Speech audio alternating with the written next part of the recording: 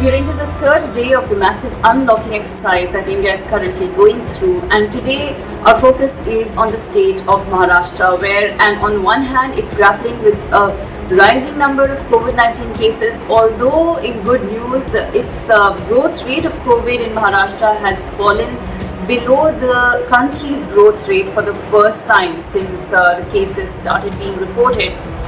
On the other hand, Maharashtra is also going to be grappling with a cyclone situation and its after effects after today when Nisarga makes a landfall.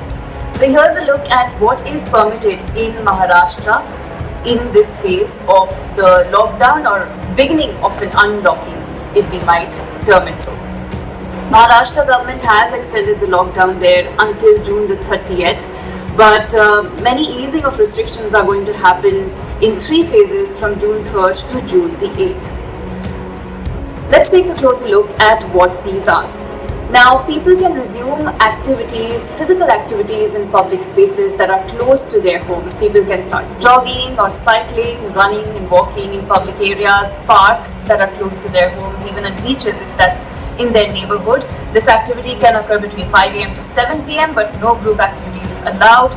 And the government encourages cycling, as that automatically ensures that social distancing is maintained between people.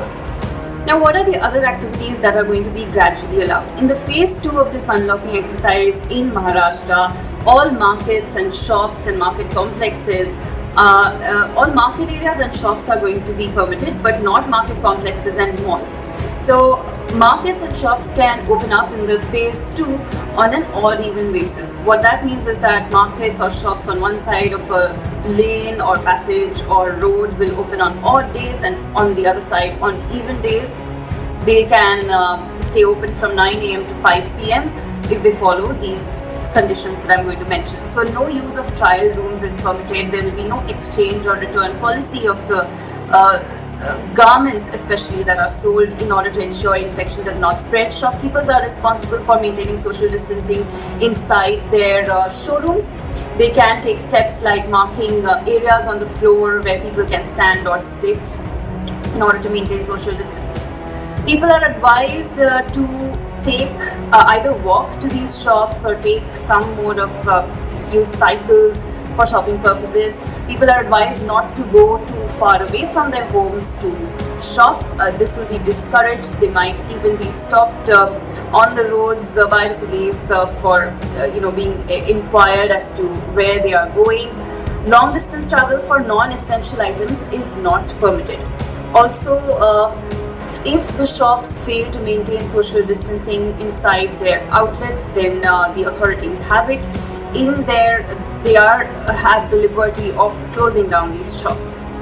Now let's come to offices. The government has said that offices can operate with up to 10% of their staff as far as that is the requirement, with remaining people working from home. But even if offices do resume, the employers need to ensure that people are sensitized about social distancing. Sanitization occurs at regular intervals, and people are also told what hygiene measures to take, what precautionary measures to take when they return home, because then they can carry the infection back to their homes. In order to ensure that doesn't happen, the employees need to be sensitized by the employers. Apart from these, there are some general guidelines as far as public transport in the state of Maharashtra is concerned. Now, 2-wheelers can operate with 1 rider. 3-wheelers as well as 4-wheelers can have 1 driver plus 2 passengers. Intra-district bus services will be allowed with a maximum of 50% capacity, as long as physical distancing measures are also undertaken. And inter-district bus services are not permitted yet, but an order on this will be taken in due course of time. Let me now quickly run you through a list of activities that are still banned in Maharashtra. Some of them overlap with the list of activities that are banned in the entire country, and some are specific to Maharashtra. For example, schools, colleges and educational institutes are not allowed to open. International passenger travel, metro services are not allowed. This is common throughout the country. In Maharashtra specifically, passenger movement by trains and domestic air travel, unless specifically allowed through separate orders, is not yet permitted. Cinema halls, gyms, swimming pools, And spas, entertainment parks, theatres, bars, auditoriums, assembly halls, places like that where people congregate in a closed indoor space, these are still not allowed. Social, political, sports, religious, cultural activities that require people to congregate are still not allowed. Places of worship are going to remain closed. Barber shops, spas, salons, shopping malls, hotels, restaurants, and other hospitality services are still not allowed in Maharashtra.